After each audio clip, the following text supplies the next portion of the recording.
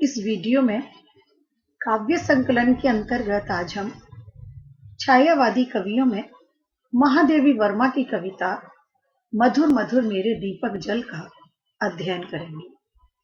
महादेवी वर्मा ने अज्ञात परमात्मा के प्रति प्रेम और वियोग के भाव इस कविता में अभिव्यक्त किए हैं और उन्होंने अपनी रहस्यवादी भावनाओं को प्रकट किया है। कवित्री अपने हृदय में प्रभु की आस्था का दीपक सदैव जलाए रखना चाहती है।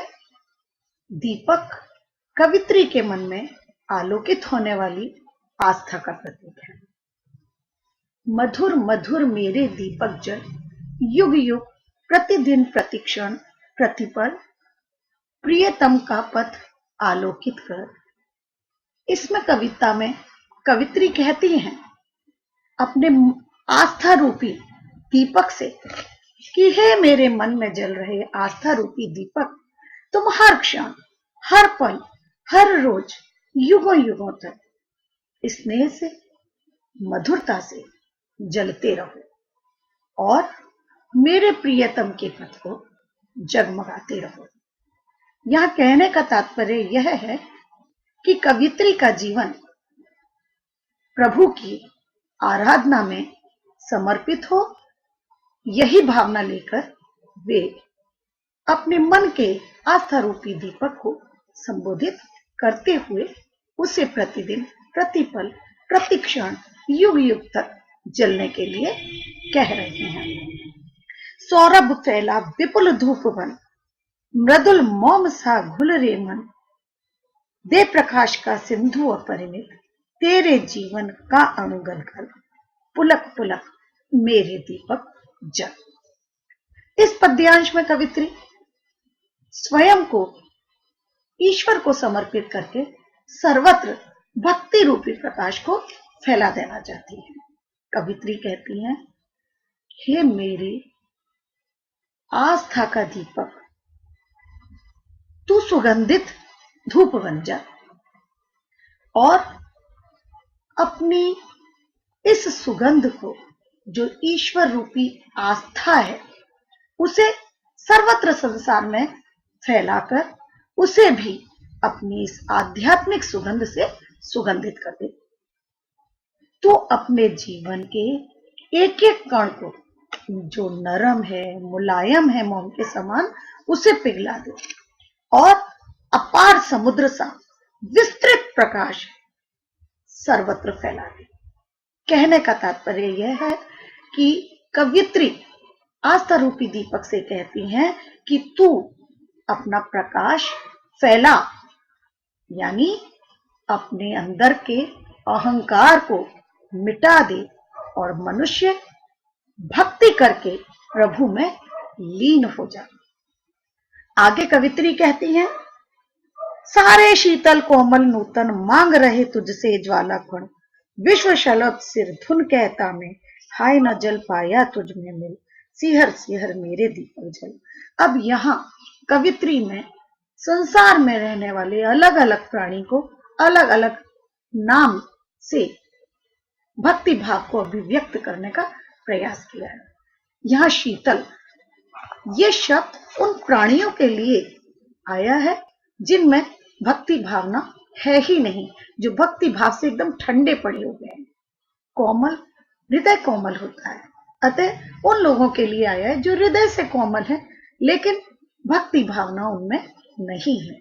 और नूतन ऐसे लोगों के लिए प्रयुक्त हुआ है, ऐसे प्राणियों के लिए प्रयुक्त हुआ है जो भक्ति भाव से पूर्ण है लेकिन उनमें भक्ति की अनुभूति ही नहीं है। अभी वो नए नए भगवान की भक्ति करने लगे हैं। कवित्री कहती हैं कि हे आस्था से हीन प्राणी, जिसे उन्होंने शीतल नाम दिया है, जो प्राणी हृदय से भावुक होते हैं वो भक्ति मार्ग पर चले हुए हैं लेकिन भावना भक्ति की नहीं है, सिर्फ हृदय से कोमल है।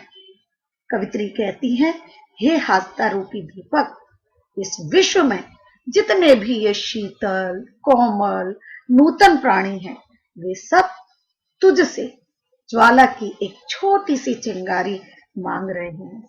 उन्हें भक्ति इस संसार में ढूंढने से भी नहीं मिल रही, तो उन्हें भक्ति दे। कवित्री ने कहा है, आगे की पतंगे का उदाहरण देते हुए कहा है कि ये विश्व रूपी पतंगा है जो अपना सिर धुन धुन कर रो रहा है, क्योंकि वो भगवान में लीन नहीं हो पाया। आज तक उसे अफसोस है। कवित्री कहती है, ये विश्व रूपी पतंगा अपना सिर धुन कर रोता है कि ये तेरी लौ के इर्द गिर्द तो मंडराता रहा, लेकिन उसमें जल नहीं पाया, अर्थात अपने अहंकार के कारण ईश्वर में लीन नहीं हो पाया।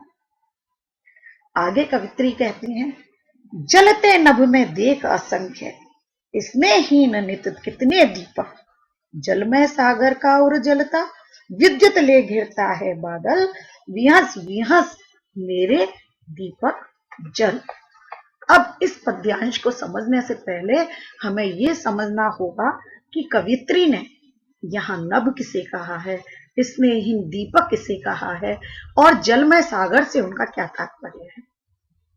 इस पद्यांश में कवित्री ने नभ संसार को बताया है और इसने हीन दीपक भक्ति शून्य प्राणियों का प्रतीक है।